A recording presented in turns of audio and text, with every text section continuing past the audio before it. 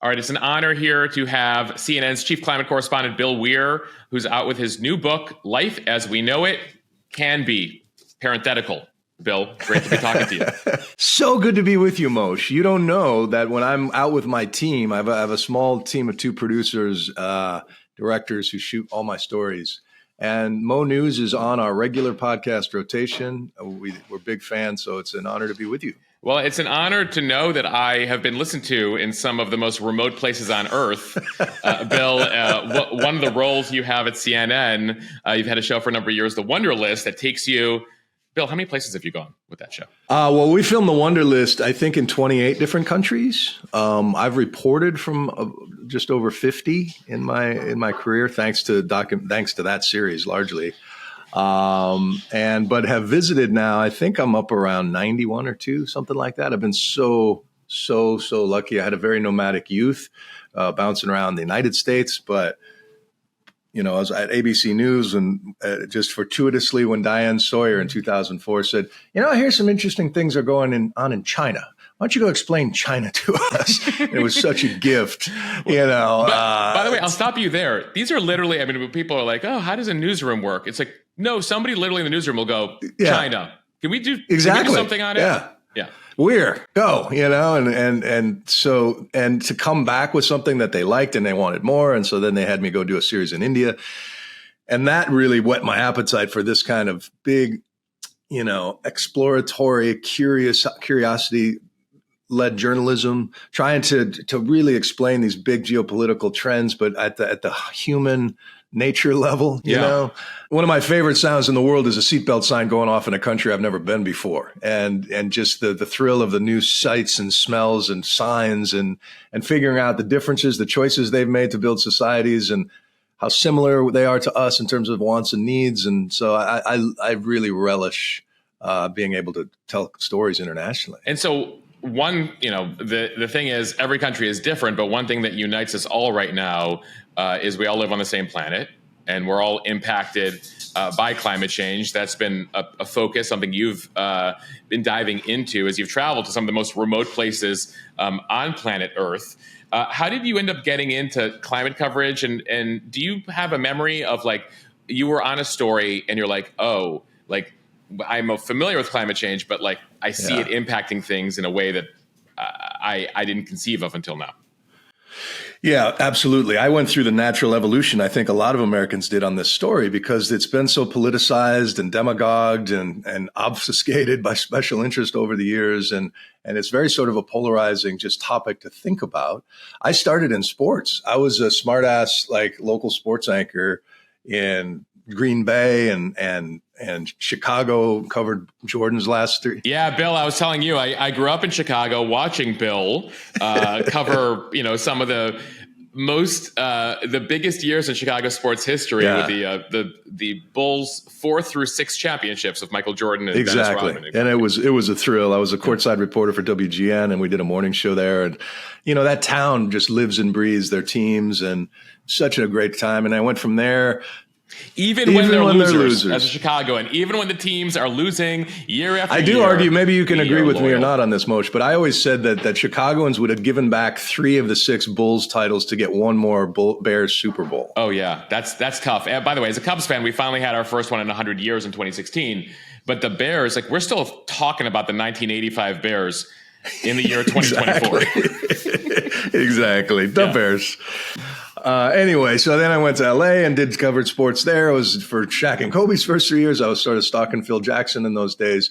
But I really, the novelty wore off for me. I originally just was fun to be on TV and riff about sports and try to be funny and like the Sports Center guys. But that wore off. And then when 9/11 happened, they sent me home for a couple of weeks because I was the goofy sports chimp, and that really was like a crossroads moment. I thought, I'm not going to do this anymore. I really want to do like a late night show. I loved David Letterman. I loved comedy. And I thought, maybe I'll try that world. And I spent a year writing screenplays and sold a couple pilots, and NBC signed me to a holding deal and would send me on auditions, which I had no business going to. I had no experience or no true desire for that craft. And got sent on audition for a half-hour sitcom set on a used car lot Larry Wilmore was producing. And a bunch of guys are sitting around waiting to be auditioned, and a guy walks in with a big fruit basket and starts buttering up the casting director's assistant to try to get in. And it was Henry Winkler. And I thought, if the Fonz still is hustling like this, I got no business breathing his air, And so anyway, it was a great experience because it really made me focus on storytelling from a screenwriting point of view, which I then, when I got a road back to journalism, out of the blue, got a call from ABC. They were starting Good Morning America. They had remembered me from my Chicago days. I was a brand new father. My daughter had just been born. I had all these pilots killed, and it's like the universe just aligned. And wow, what a life change, because that gave me sort of an access through the last days of disco and network news, when budgets were still relatively big, attention spans were still relatively larger. Than they are today. We'll look fondly back at the early 2000s as like the last sort of moment when TV could still, you could still spend some money and go to some places. Totally. And it was like, let's do a 4-part series. Where do you want to go? Madagascar. You just throw out just exotic, cool sounding places and figure out what the story was. Those days are sadly waning. But along the way, in doing the Wonder List, the inspiration for that show came when I realized that my daughter Olivia was going to be my age in the year 2050. So the pitch I originally came to CNN to do a primetime hour. I was, it was going to be me and Don Lemon at 9 and 10, and depending on who was where. And we were sort of having this anchor bake off as to throw me on for a couple of weeks, see what would work. And around that time is when the Malaysian airliner went missing. And I was doing the same story every night for an hour with the same 4 retired pilots. And I thought I'd really sort of made a mistake, because at least when I was at Nightline at ABC, we had variety and I was doing this international travel. And anyway, my bosses recognized that and said, well, maybe you should do a series like Bourdain. He had just moved over. Anthony Bourdain had come to CNN. And so I pitched him this idea. My daughter is going to be my age in 2050. Let me go to the wonders of the world and wonder what will be left of them. How many elephants in Botswana? How many tigers in India? How many glaciers in the Alps? And some stories we did just purely on shifting social norms. Like we did an episode that in Iceland that was motivated by that I'd read that Iceland leads the world in unwed mothers. 2 out of 3 kids born in Iceland, their parents aren't married. I'm like, wow, that's interesting. I want to go explore that. And it turns out they're the most feminist country in the world. There's no stigma, for having children out of wedlock. So women start families when they want to. And then it's just an interesting way. And then while we're there, we do a piece. Right. And you were saying that they have a year and a half maternity leave. Yeah, they have a ridiculous amount of maternity leave. They can split with their partner. And so they get married if they feel like it as a celebration. It's not a, social mandatory. But while we're there, we do a piece on whaling and we do a piece on geothermal and we do a piece, and the Wonder List gave me access to sort of these happy, healthy model communities around the world that really had it figured out. But when 2016 happened, the election changed the lineup at CNN. Now we were living all Trump all tweet the time. to tweet, all Trump to time. And even Bourdain's numbers were sliding. People just wanted to know what was going on. And so when they didn't bring my show back, they're like, what are we doing with Weir? And Rick Davis, who was the lead counsel, an outdoorsman, said, we need a climate beat. It's about time we have a whole desk here. This is a big enough story. And I had resisted a beat my whole life. Like you, Mosheh, I'm like a generalist. I love politics, but I don't want to eat it every day. I love pop culture. I love everything in between. You like the buffet, the whole news buffet. And then, but I realized that climate, and some people roll their eyes when I say this, is climate that is the beat that includes all the others, foreign policy and the economy and healthcare and shelter and transportation, everything is tied to this story in some way. It has an impact on the climate. It's being impacted by the changing climate. And the more I started connecting the dots on the Wonder List about human nature and those healthy societies, and what if we were to try to build a model of resilience for what's coming, what would it look like? And that was sort of the inspiration, along with the birth of my son in 2020 at the height of the pandemic. I became this new old dad. And now with both trying to lay down a cathartic record in a series of Earth Day letters to him about, sorry we broke your planet, bud. I'm glad you're here, but here's what's coming down the pipe, unfortunately. But also give him tools like, where should you live? What kind of house should you build? What will food look like? What's the most responsible way to feed yourself and connect with your neighbors and also prepare yourself mentally? What are the psychological tools you need to sort of get through the loss of ecosystems or species, which sadly is happening at a rate that I don't think my audience fully appreciates. So the challenge is, how do you tell the story that has no satisfying season finale, that has, is there's so much sort of angst built into the story. It's the slowest documentary in history. Exactly. And the only way to get perspective sometimes is like, look at, this is the same photo from the same location in Alaska in 1970, 1980, 1990, 2000. You don't see it day to day. You might see it decade by decade. Yeah. And that's one of the challenges here, Bill. And I want to get your take on this because, I remember for many folks, it was that Al Gore documentary, was it 20 years ago? Yep. Inconvenient Truth. Yeah. Inconvenient Truth. And the rap on environmentalists and the folks who've been warning about this is that they've been talking about worst case scenarios, and we haven't seen those worst case scenarios. Right. And so for some people, they're like, well, it wasn't the worst case scenario, so I guess they're overplaying it. The challenge climate communicators have, and the challenge you have in telling this story, that, people aren't necessarily responsive to the worst case scenario because they feel it's fear mongering. At the same time, you don't want to be too Pollyannish. Right. Exactly. I did a story, Moshe, a few weeks ago up on the border of Massachusetts, New Hampshire. It's Salisbury Beach. It's a barrier island. It's mostly summer homes, middle class, retreat, summer working class folks, typical New England beach town. And every 10 years, they've watched their high tides just get higher. And, I'm not sure exactly what it is there, but for example, like in Beaumont, Texas, the tide is 8 inches higher now than it was 10 or 12 years ago. That doesn't seem like a lot, but when big storms come, it just takes away your sand dunes. So every decade or so, these folks had to go in and buy sand. Massachusetts won't replenish private property on. And so they spent $600,000, 15,000 tons of sand this winter, and then came 3 freakish, storms that they've never seen before that took the whole thing away in a single night, and they thought this sand was going to last for them for 4 or 5 years, which is what they were used to. And so I talked to the real estate agent, who is sort of a local community organizer who put the sand purchase together. He doesn't believe in man-made climate change. He said, I'm not a climate change guy. They told me back in the 80s that we'd be gone by now. We're still here, because of that worst case scenario messaging, right? He just thinks it's a string of bad luck and that the state has to kick in. I said, well, what if really you expect the state to maybe spend $1 million a year on sand for you guys? And he's like, hey, if that's what it takes, because we got $1 billion worth of property behind these dunes, and that, tax base pays the cops and the teachers, and 60% of the town's expenses come out of these property taxes. And I talked to his next door neighbor who says, I used to be like him. I can't deny it anymore. This is not. Oh, I did the thumbs up and got. You got fireworks. I've never seen that work before. And the guy next door is like, no, this is not. If you look at these trend lines, we're not going to be here in 20 years. Like they're sandwiched between the Atlantic Ocean and then wetlands on the other side of a highway, just this little ribbon of land. And they're one of 29 coastal communities just in Massachusetts. So we got to have these discussions about what do you do. And the guy who doesn't believe in man-made climate change, if not for him, they wouldn't have probably bought the sand that bought them more time, So it's this the human psychology around this story. I don't think we're scratching the surface on it yet. Yeah. And people are feeling it in some places.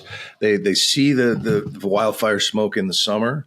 They see the insurance rates quadruple in places like Florida and California, and those some places where you can't get insurance anymore. There's some places where you just cannot. It's all on you, and if you have to pay cash and self-insure, then only the rich people can afford to live in a town like that. And then what makes it special, the soul of the town, the working folks, they're either commuting for 2 hours or priced out. So this story touches how we build, how we plan communities. And the more I dove into just looking for practical tips for river, actually I found a lot more hope in the face of all of the gloom and peer-reviewed dread that I also read every day. Yeah, so this book is a letter to your baby boy. It's autobiographical, at times a pep talk to yourself. Yep. And curious, as you conceiving of this book, was there a trigger for you as you, as he was born, as your partner was pregnant, where you're like, I gotta do this? Because you're a TV reporter, and as a TV reporter, we jump from story to story. We don't typically, the amount of time it takes to write a book is not typically something that us TV folk get into. It's the hardest thing I've ever done, Moshe. It's a whole different muscle set. Like you and I, in TV, if they say we need to crash an hour for tonight at 9, we'd get it on the air, but when you say we need 80,000 words in a year, I'm like, I don't know what to do with that. But it was really motivated by becoming this, my partner, Kelly, my daughter, Olivia, and I,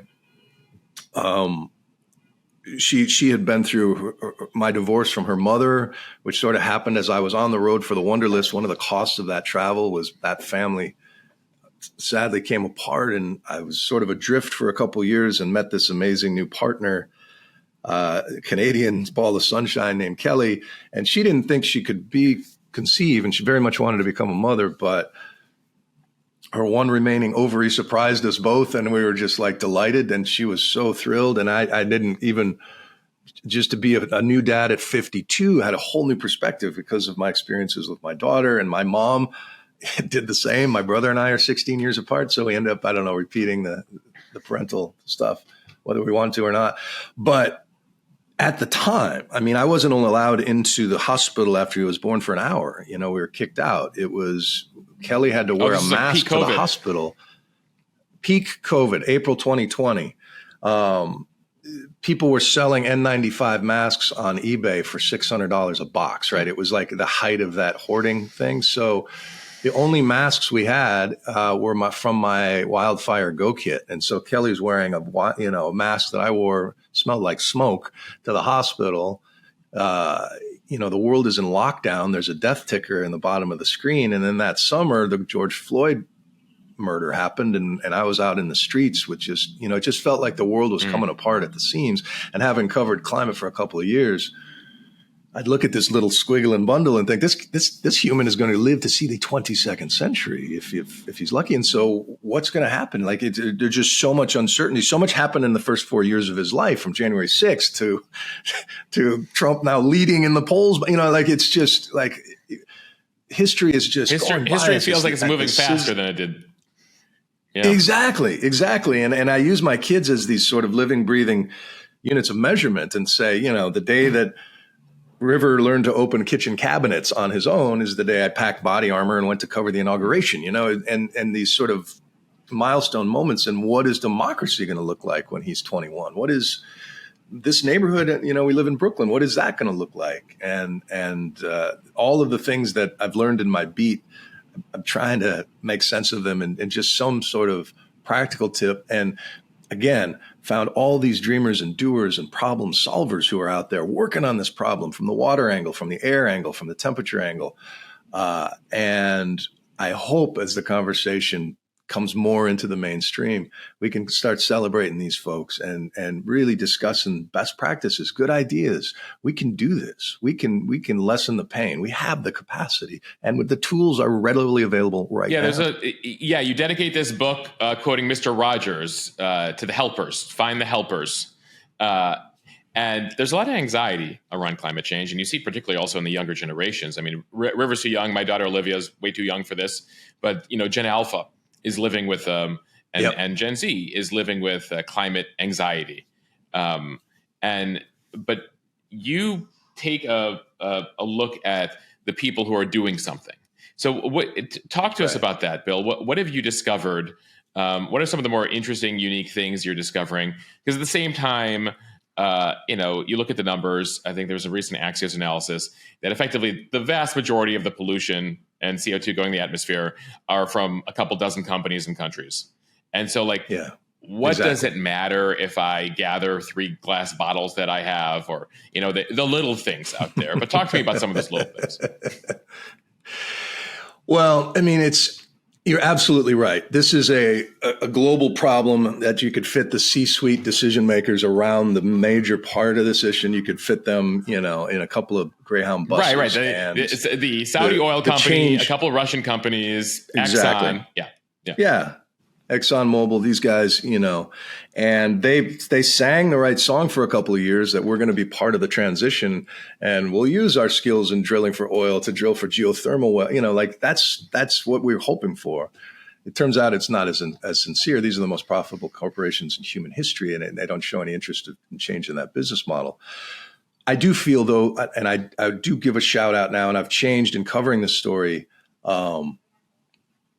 Real empathy for the energy workers. I was in the Permian Basin. We were filming a story on methane and what it looks like if you use a special kind of camera. You can see what heat trapping pollution. The Permian Basin, by the way, that's out in West Texas, New Mexico. West Texas, exactly. Yeah, it's huge, about the size of Kansas. This one oil patch named after the Permian extinction, the biggest extinction. So a lot of dead critters and plants under there that we've been pumping and the dinosaurs. Just enough. The dinosaurs, and start another sort of extinction event. But we took a wrong turn, crossed the cattle guard. We're on private property, didn't know it. Suddenly surrounded by these oil field workers who were very suspicious of outsiders with a camera drone. And we were there in like this standoff for an hour. They're trying to figure out what to do with us. And over time, I came to realize I don't blame them. This is their livelihood. And anybody who comes in here probably wants to shut them down. So that natural defensiveness is built in, and they're demonized by or implicit, whether it's politically manipulated to seem like they're being demonized or if they actually are.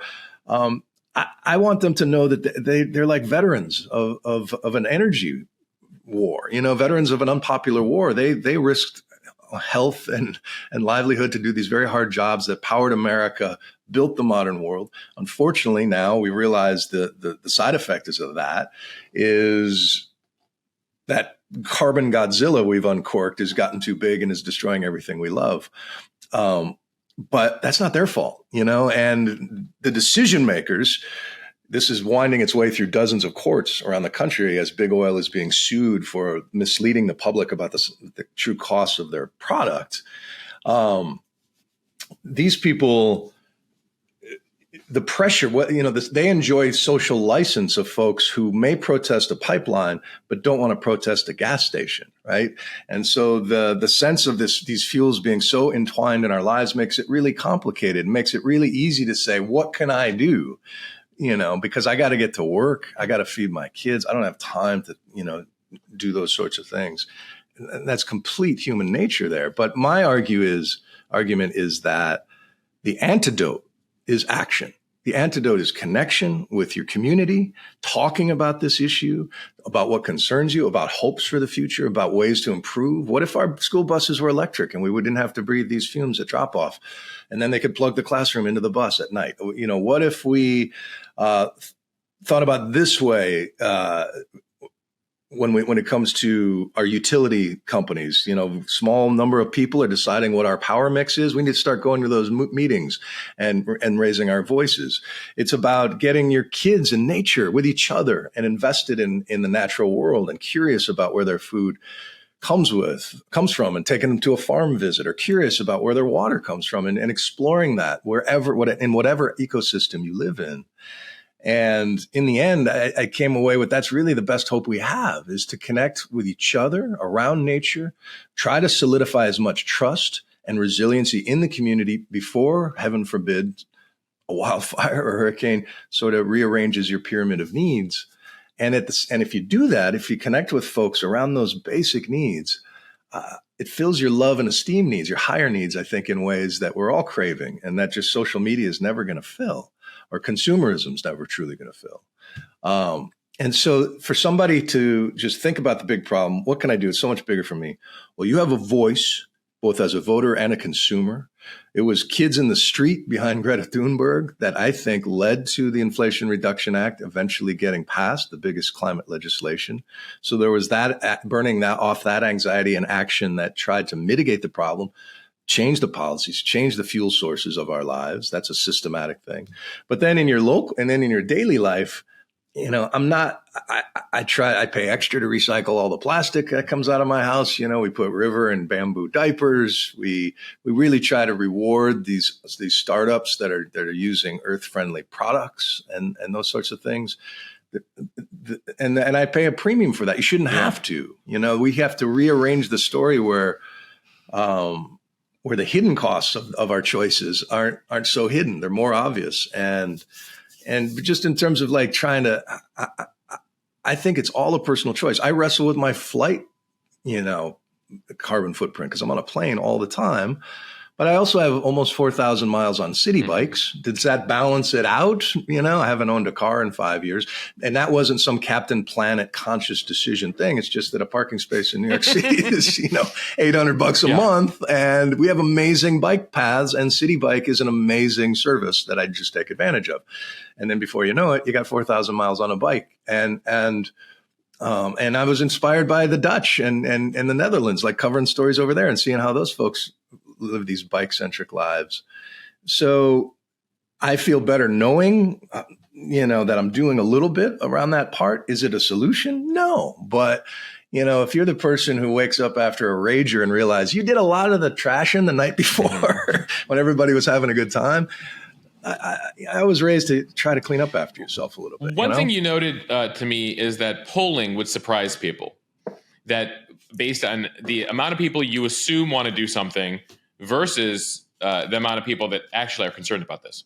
Exactly. This was a study of 2022 researchers at Indiana University, I think Boston College, and some others asked thousands of Americans, just guess what percentage of your countrymen and women care about climate, want to do something about it. And most people, regardless of party, guess between, 33, 42%. In reality, it's the opposite. It's 66 to 80%. People who care about climate think they're outnumbered 2-1 by fellow Americans who don't care or don't get it.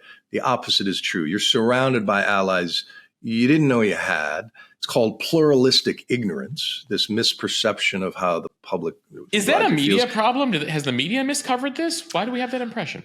I think it's because our media is so siloed and it's so choose your own adventure.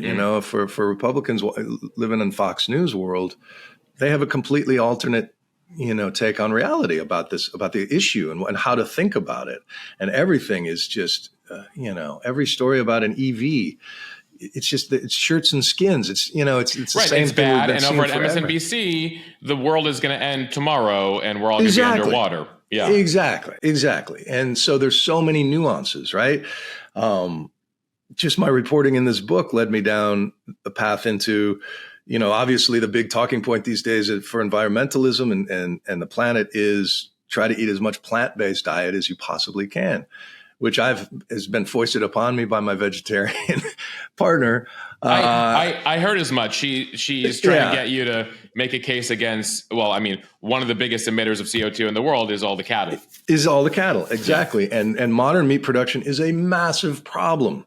The way dairy and beef is raised in these gigantic herds. There was an incident in Texas a couple years ago where 19,000 cows died in the same barn when a methane fire broke out at this huge dairy. That's horrific. It's nothing good about that. But what I did learn in my reporting was that, first of all, it could be super hard to get 4 or 5 billion people around the world, especially in developing economies, to go vegan. Meat is the aspirational center of diets for the middle class. Yeah, and we should note you're still eating meat, right, Bill? I am, yeah. But a lot less of it. Mm-hmm. And the kind of meat I eat, I try to deliberately find meat that has been grazed like buffalo. And this is new science that came out of a guy named Peter Bick out of Arizona State, who had talked to a bunch of soil scientists. And you realize the other problem with getting everybody to go eat veggie burgers is we don't have the soil to grow the crops needed to feed the world all vegetable diets, because of generations of fertilizer and pesticides and tilling has turned that rich, black, dark, carbon-rich soil that the pioneers found into lifeless dirt. And what built that soil in the first place are the poop and hooves of buffalo, who eat very differently from cows. They eat and run, and then it grows back richer and deeper, and it's this virtuous cycle. Cows stay in one place and eat it down to the ground. So this experiment proved, he did 4 sets of neighboring farms in the South, where on one side of the fence, they moved their cows just using one line of electric fence, simple for the farmer to figure out. They move them every few days. In the other neighboring farm, they let the cows just graze down to the dirt. On the amp grazing, they call it, side, drew down 5 times more carbon, retain twice as much rainwater, which in drought season is hugely valuable, doubled the biodiversity life, brought back bird life, brought back microbe health. So holistic regenerative agriculture, there's a really good way there's a way to grow a burger that's really good for the planet. There's a way to do it that's really bad. And so it's not the cow, it's the how. It's not the plow of what vegetables you're growing. It's how you do it. And that conversation, I think, is spreading in a powerful way.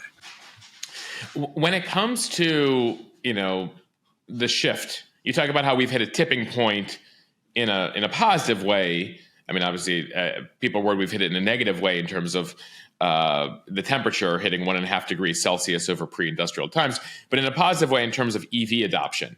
The question, of course, is, I think, across the board, are we moving fast enough? That's the biggest thing. And the other thing that I always wonder about, Moshe, is that we're in this golden age of this new electrification industrial revolution, and all these startups that I get super excited about, like thermal battery companies that basically take a super hot rock in a box and heat it up with abundant wind and sun, which is now, so abundant in places like Texas and California. Electricity can be free in the middle of the day. You take that energy and you heat up this rock in a box, and you can melt steel, you can make steel with it. You can run a factory with it. So it's going to rearrange the wind and sun belts around industry, the way that the Rust Belt originally sprang up around the Great Lakes. It could shift industries out west. It has all these, and that's a key thing, right? Is that ultimately it's all based on the economy. What's the cheapest way to do things? Texas, that's why Texas is the number one state for green energy right now. They lead in solar and onshore wind because it's so cheap. And despite the politics, the ideology, they have their own grid. But it's still.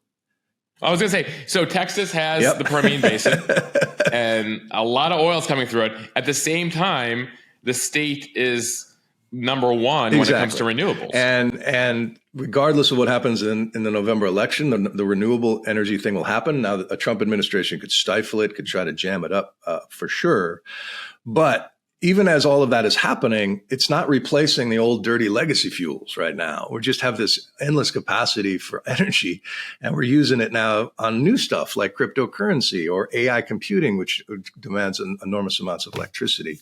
So I worry about it's the drawdown, and it's like we have to get to zero, right? The whole goal of this is not just to transition to an economy that runs without putting any of carbon Godzilla into the sky, but we also have to chop up 1.5 trillion tons of carbon Godzilla that's in the sea and sky and bury it underground.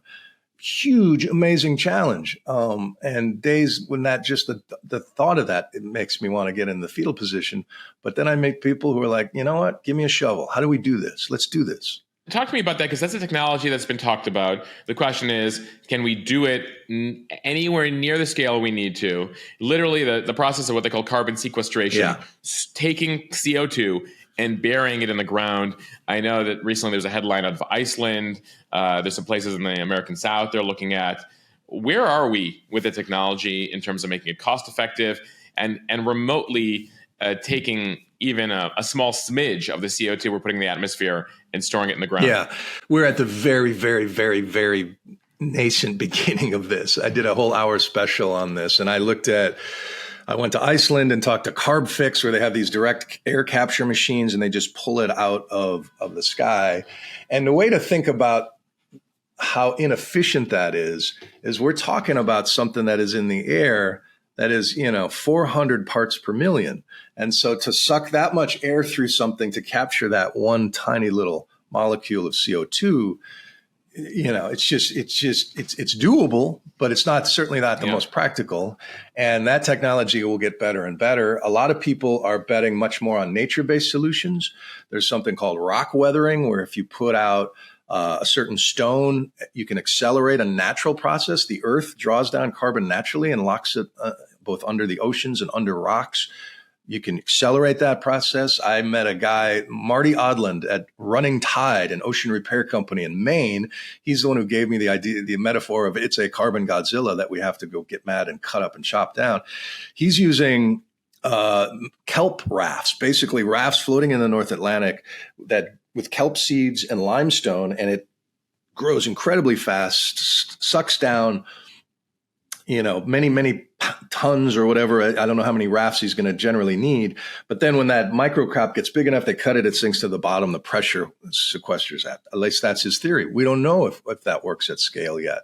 And so people are just trying to figure out these combinations. The best thing we know that can help us is to not cut down what forests we have left, not ruin what carbon sinks we have. Mangroves, wetlands are huge carbon sinks. Blue carbon, it's called, anything that happens underwater. So the Everglades, these places are hugely valuable to our balance. So protecting what's still there, trying to regenerate that land as well. And then these mechanical pieces, the new EPA rules about basically coal-fired power plants going forward will have to capture carbon. And the big coal and oil companies haven't really given this an earnest try. They've tried a couple of test pilots where they basically catch it at the source, at the smokestack, but then they're just using that carbon to create more oil and gas production. And so we've yet to see a pure taking carbon, locking it underground removal from the big players. They're working on it. Another company out in Silicon Valley, started by a guy who made a fortune in software, called Charm, where they take field waste from farms that would normally just be left to rot and put off methane. They turn that into a bio oil and inject it into old oil wells, and in exchange for carbon credits. But again, Moshe, behind all of this is who's paying these people to do this? Right now, it's a voluntary carbon market where big companies say, "Yeah, we'll kick in for you guys to clean up our mess," but the units of measurement, the oversight, it's very muddy right now. And I worry that the backlash. Companies are, at the end of the day, companies are private. They might have shareholders. They have to make a profit. Yep. So as much as they want to do good, they have to also make money. And so it appears from the government so far that it's been a lot of carrots, incentives, right? We saw that with the Inflation Reduction Act. This year, if you want to go out and buy an EV, you can get your $7,500 ahead of time. You don't have to claim it afterwards with the IRS. So they're trying to find ways to get people, but the tech isn't there. The chargers aren't there. Right. There's a lot that needs to be done. And the question, of course, is, at some point, does the government need to turn to sticks, punishment for certain companies if they can't incentivize change? Yeah. The sticks that they had in place for this last set of EPA rules basically got broken over the knees of the lobbyists and the big energy states. And the courts. Yeah. The Supreme Court watered down a clean power plan that Obama tried to put forward. So Biden went back and dotted all their I's and crossed their T's legally, hoping it survives if Trump comes in again. But yeah, it is, you can look at there are S-shaped curves in American economics, where if you could picture an S with like a steep slope that goes up from left to right, and things like refrigerators and color televisions went from 10% of American homes to 90% on that S curve, in a decade. Right now, heat pumps are on that. EVs were kind of on that as well, but there are growing pains, and there's going to be winners and losers, and all of these things these spasms will work themselves out over the market. But I think the communities that rally around each other in the science right now will suffer the least. And the question I often get is, EVs, all right, great, but you still have to charge them. Yep. That still requires power plants. Net. Are EVs really helping the planet? They are it depends, of course, on the power stream. You got to take lithium out of the ground, right, to make the batteries. Exactly. You got to produce those batteries. But if you do it as pound for pound, like what is total embedded emissions and all of this, I've seen studies where if you drive an EV about a year and a half in, from that moment on, for everything beyond a year and a half, you are beating a similar gas-powered vehicle, if you know what I mean. Got it. Everything has a cost. There are no easy costs anymore. Right. But the good thing about, or the upside about EVs is, at a certain point, there's enough recyclable minerals in the supply chain where car companies can build an economy around that loop and just recycle batteries without having to dig entire new copper mines to do those sorts of things. And there's huge advancements happening in sort of grid scale size batteries. There are these iron air rust batteries that are basically they use the power of rust, these giant pieces of metal. As they rust and then derust, they throw off electrons, which can be captured at scales that can, power the way a grid would. The thermal batteries I was talking about, there's huge breakthroughs in geothermal if they can dig wells 10 miles deep next to what was a coal-fired power plant, tap that super hot source, the sun basically beneath our feet, and then use this infrastructure that's already in place from that power plant as a cost. Use the core of the earth to our advantage. Exactly. Yeah. And after, a couple generations of drilling for oil and fracked gas, those energy veterans know how to do this really well. The difference is, though, once you tap that, once you punch a hole in the earth that will give you steam forever, there's not as much profit margin as much as there would be for a company that is going chasing oil reserves under oceans and around the world and building pipelines. So we're fighting against, human nature. Until we come up with a vaccine for greed, it's going to be a slog. It's one of they have an mRNA one working over at Moderna right now on that. You've used the term several times, carbon Godzilla. You write in the book that climate change, I think your quote is, has the worst branding in history. How did you come upon Godzilla? And talk to me about branding here. Yeah. Because when we spoke off camera, I was like, I feel like the only thing I'm covering these days when it comes to climate change is people throwing tomato sauce on the Mona Lisa or Exactly. mashed potatoes on a famous painting. And so the environmentalists don't necessarily have the best branding right now either. They don't. I think this is like, global warming. Let's just start there. People like warmth. There's nothing scary about getting a little warmer. People like summer. People like summer. The greenhouse effect. Nobody's afraid of a greenhouse unless you're having an affair with the gardener and you don't want the neighbors to see you. That's where we get our yummy tomatoes and flowers. Nobody's afraid of that. And I was having this conversation with this guy, Marty Odland, who was a fisherman scientist up in Maine. And I was saying, we talk about this like we should be able to motivate the country like we did in World War II, nationalize the factories, recruit all the young men. But that's easy to do when your enemy is so obvious, when it has a scary... Well, yeah, when the enemy is the Nazis or they bomb Pearl Harbor, exactly. You can get people going. You can get people fired up. But when the enemy is our systematic way of life that's all around us, and it's not really a moonshot, it's 200 countries trying, I guess, to electrify at the same time, but some are enemies and allies, and it's just a messy metaphor. I tried using the hot car baby effect for a while. Like, everybody knows you don't leave a baby in a car on a hot day. Well, the glass on that car is sort of like the carbon dioxide that holds in the heat reflecting through. And we got to roll down the windows to get some of that heat out or move the car into the shade, And then people are like, wait, so who's the baby? Am I the baby? Like planet Earth is the baby. But China's not doing anything about their baby. So why do I have to? Exactly. And then I'm having this conversation and Marty just goes, it's a Godzilla. It's a carbon Godzilla, just like the one in the movies that came as a result of, nuclear weapons gone awry, testing. The one we've built is all of this carbon dioxide, which comes out of every sigh, every flame that burns, every smokestack is just adding to this just huge blanket in the sky. And at first that carbon Godzilla was helping us do the heavy lifting. It helped build the modern world. And we didn't know any better. We saw the results of it. At least when I was a kid, you could taste the air in Los Angeles. The rivers in Ohio, the Cuyahoga was on fire.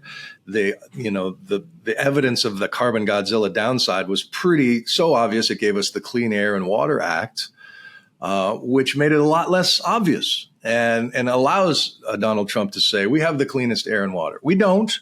We can measure that it's not, but it's not as bad as it was. It's certainly not as bad as I see covering, in Asia and India has most of the air pollution. Right. There was also the incident, if you watch The Crown, they depicted it, the Great Smog in London in 1952. Exactly, because of the meteorology of that day. It just locked it as still air in place.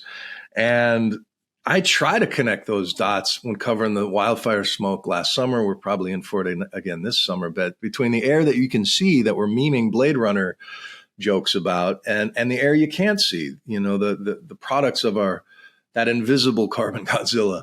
That how do we rally around that? How do we tell that story? The Environmental Defense Fund just launched a couple of weeks ago Methane Sat, which is a satellite, and with Google partnership with Google, will allow you to see real-time images of methane emissions as this satellite tracks around the planet. And so you can call out the sources of those places. And so we talk about CO2. Explain methane. Methane is why the danger of methane. Methane is what is marketed to us as natural gas. Basically, methane. Some of the best branding in history. Exactly. They renamed methane natural gas. Sounds natural. Yeah. They should have just put organic. We are now living in the United States is the biggest petrostate in human history because we're exporting just gigatons of liquefied natural gas, which came when folks in the Permian Basin down in Texas realized if we squirt water down in these old oil wells, kind of like an earth enema, the gas that comes tooting out, we can grab that and sell it as another fuel source. And that's the fracking,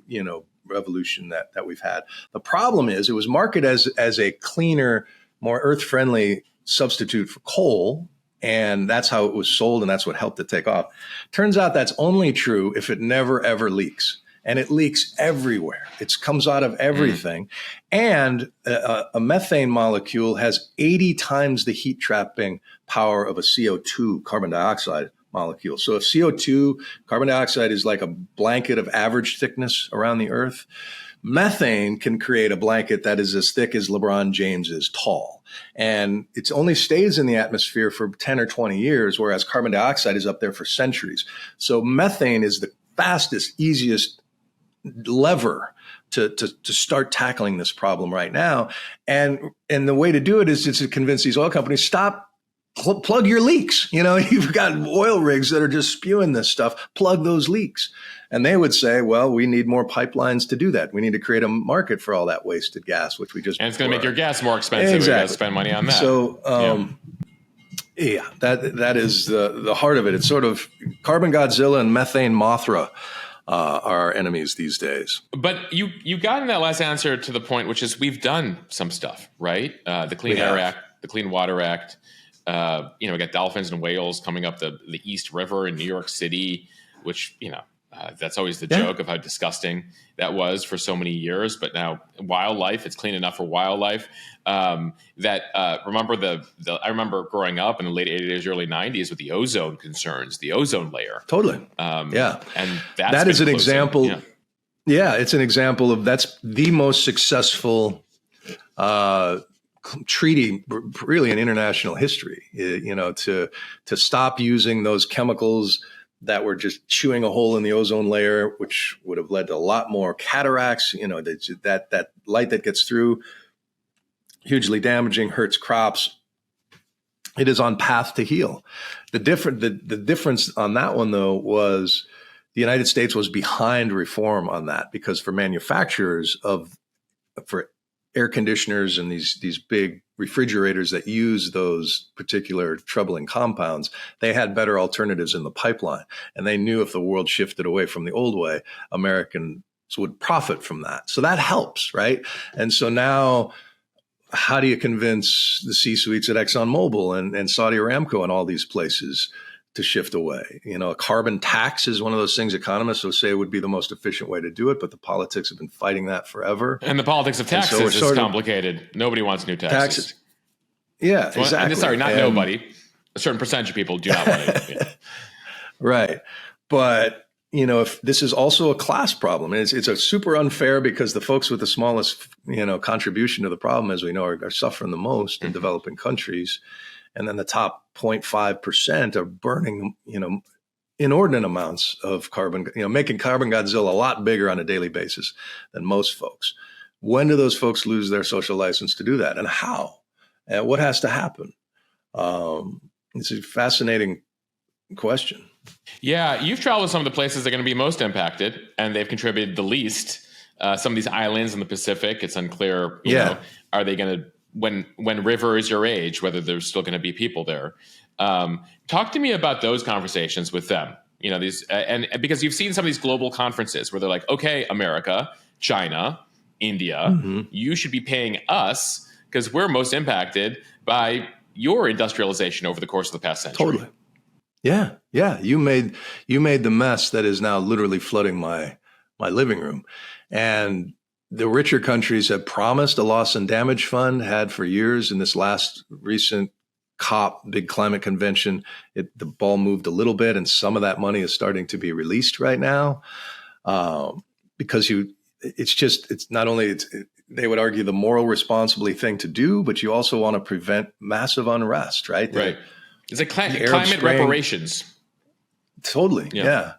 And then and then some people say you may have to pay climate reparations to the oil companies, pay them not to pump it, is one sort of like quantitative easing during the recession, paying the banks who made the mess in the first place. It seems wrong, but this is a massive economic problem as well that we're figuring out in real time. There's backlash over, ESG investing, and nobody's going gently into a night beyond fossil fuels, especially if they're members of the Petroleum Club in Houston. I don't think they're talking about the ramifications of this, but will they? Will they appreciate the idea that their grandkids can't spend their inheritance on a dead planet? Yeah, and that's something you get at in the book, and I want to end here. You talk about Maslow's hierarchy of needs. I feel like I learned about this in AP psychology in high school. Like with the pyramid of needs in life, beginning with the foundation, going to the top, and the fact that it's the stuff we've taken for granted, our generations, at the bottom that are now at risk. Exactly. Yeah. Abraham Maslow, I became fascinated with him, and he really helps me think about how to cover climate. Because in 1943, he wrote A Theory on Human Motivation. It didn't take the shape of a pyramid, but people know it as the pyramid of needs. And if you didn't take AP Psych with Mosheh, it's sort of picture a triangle with I was watching layers. Bill Weir on WGN covering the Bulls, studying for my AP Psych test, learning about Maslow's hierarchy of needs. That's studying Maslow. Yeah. The bottom line, the level one, the basement is your physiological needs. It's air, water, salt, fat, minerals, excretion, sleep. If you don't keep the machine running, nothing else matters. Level two then is safety needs to stay alive. It's shelter, and it's rule of law, and an economy, and information. And when I'm out covering a hurricane or a wildfire, it's usually the bottom two layers of the pyramid of needs that have just been completely obliterated.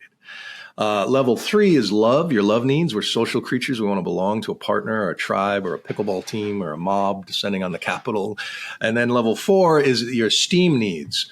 You want to be respected and a valued member of the community. And, it's where our egos are fed. And governments and advertising agencies both, sort of play with all of those together. I'm not just selling you a car. I'm selling you a way to find love. I'm not just, selling you shoes. I'm selling you a way to fill your esteem needs. And so it was really Madison Avenue that took Maslow's pyramid and used it in that way, whereas he thought about it as a way to create a peace table. If we just understood each other's basic needs and that everybody you see passing you in the street is looking for love and is looking for esteem. And of course, you want to make sure they're not going to starve and have the water they need, right? And that we could create this utopian sense of that. We didn't get there, obviously.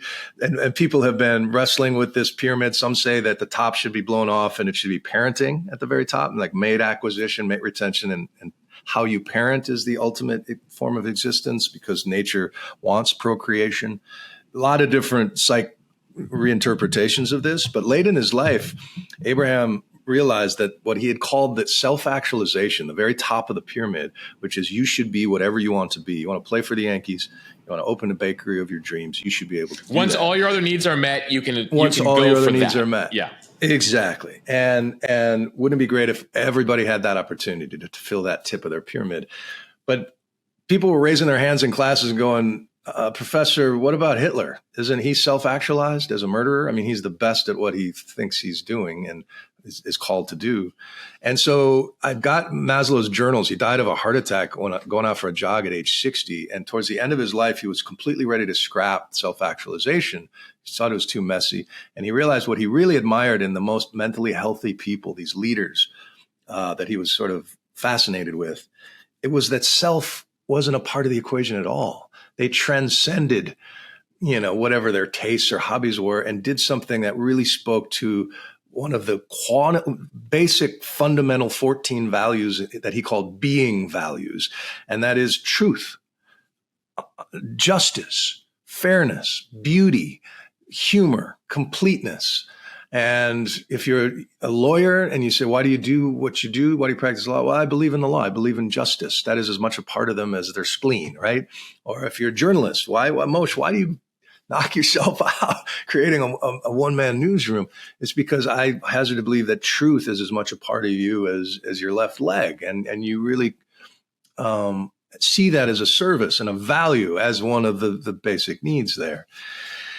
And so it helped me sort of rearrange everything back to the idea that if I could teach my kids to help their neighbors fulfill their air and water and temperature needs, help them build stronger shelter, help them grow healthier food, in however you can, then you will fill your love and esteem needs that we're striving to every day through social media or consumption. And the happiest, healthiest people I've met, from the blue zones of Greece to the South Pacific islands that just live in paradise, the thing they have in common is their connection with each other, how many people they can hug in the course of a day, how many people they can hand their child to in an emergency, how many people will knock on your door if you don't show up at church or whatever your congregation is. And they're really connected to their landscape, their ecosystem. And so wherever we live, I'm in Brooklyn. Hope your listeners are from, Kenya to Kansas, your backyard. There's something special, worth saving, worth connecting to. And maybe you can connect with the neighbor you don't generally talk to about that shared value and make it a little more resilient come what may. Yeah, I want to end there as you talked about traveling the world and finding the world's happiest people. Talk to me more about that. And what you discovered Sure. as an American going to some of the most remote places, completely different societies, about happiness, especially as it relates to the environment. There's one story I tell in the book about when we got the first season of the Wonderlist, and we could literally look at a map and say, where do we want to go? What's happening in Madagascar? What's happening in New Zealand? And I knew I wanted to do an hour on indigenous tribes somewhere who's sort of fighting progress, who are still living the way that their grandparents had lived. And living like most of us lived about 10,000 plus years ago. Totally. Exactly. And I was going through this photo work of a guy named Jimmy Nelson, who used to shoot these big budget ads for cigarettes and airlines.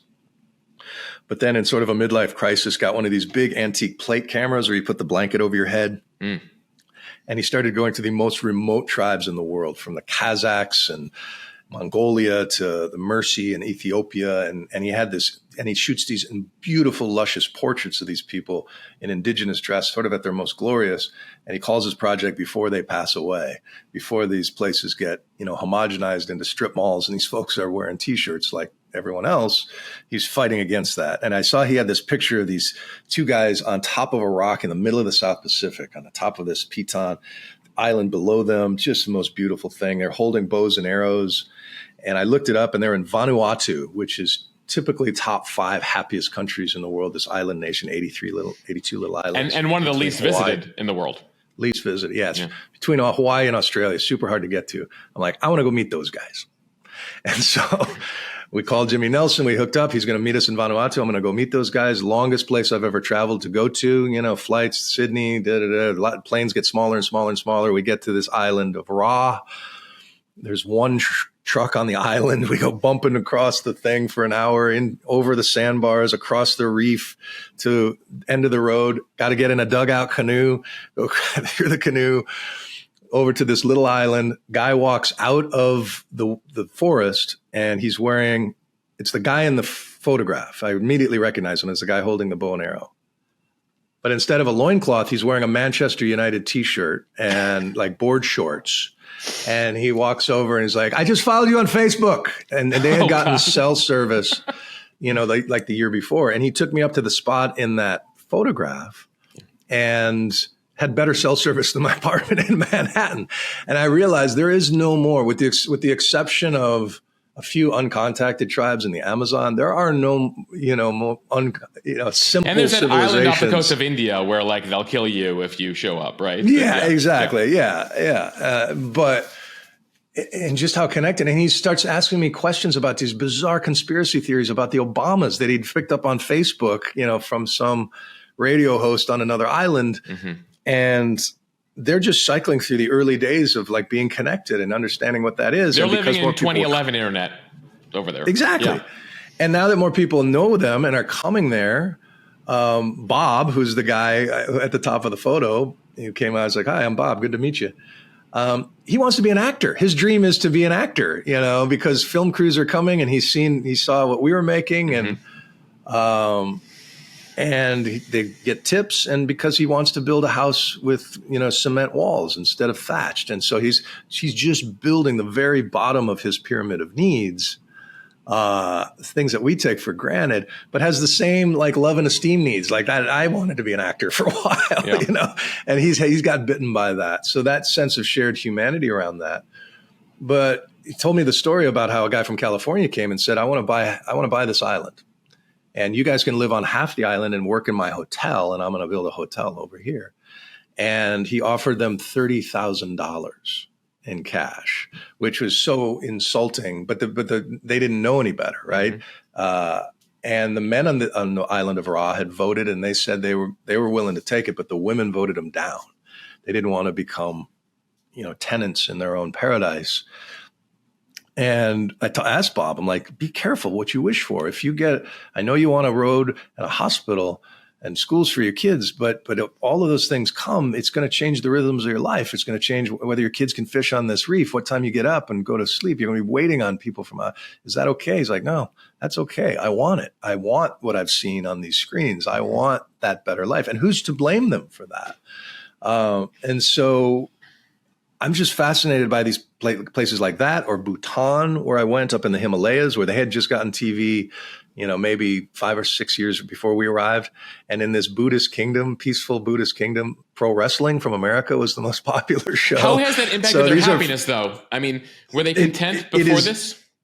Their happiness is they're in this sweet spot where they just have enough of modern machinery to give them free time. Up until, you could get a tiller for the garden. They were just working until the sun went down and pass out. Just subsistence existence. Now they have enough creature comforts that they have free time, but they still have that tight social bond that farmers, agrarian societies, you need each other to take care, to grow your food and take care of the herds and that. And so they're in this sort of sweet spot between deep connection with each other, with the land, but also enough of the creature comforts to give them free time. And now we have so much, if you lean into it, or at least a lot of the United States and the developed world, we have so much creature comfort, so much frictionless isolation from our neighbors if we want, or we can order our food without making eye contact with anybody. Mm-hmm. And I think we're suffering from that. We don't appreciate the cost of modern convenience. It doesn't mean we have to live in yurts and eat tree bark. But somewhere in between, I think, is what I'm trying to raise my son to think about, finding that medium. Bill, it's a pleasure talking to you. So much more. We could go country by country with all the incredible things you learned, but we'll save that for another episode. The book is Life as We Know It Can Be. Congrats on the book. Thank you so much. And this has been a pleasure, and I look forward to getting dinner very soon in Brooklyn. I think we're recording this. I think we're only a few blocks away from each other at the moment. That would be so wonderful, Moshe. I really appreciate your help and your wife's help on this launch, and can't wait to take it further. Beginning of a beautiful friendship. I should note my wife has gotten used to being married to a journalist. Bill, she's somebody who plans way in advance and does stuff like when there's a deadline, like when something's coming up like 5 months from now, she's like, let's buy the flight now. I'm like, whoa, what are you doing? And that's everything. And she's learned very quickly in our relationship, like, Moshe, you've had how long to do that? I'm like, yeah, but the deadline's tomorrow at 9 a.m. That's how I work. Anyway, fast forward, Bill has a book launch for this book. Your partner gets in touch with my wife, and the day before, Alex builds BillWeirClimate.com for you. Exactly. And like nothing, because she knows what it's like being married to one of us. There you go. It's just both proof of my ineptness as a marketer and understanding the business side of publishing, and your partner's amazing wizard skills. Yes. Check out BillWeirClimate.com, if for nothing else, to see Mosheh's better half work. I'm really proud. Alex's design skills, etc. Anyway, Bill, good luck with the book, and appreciate the convo. Thanks, Moshe.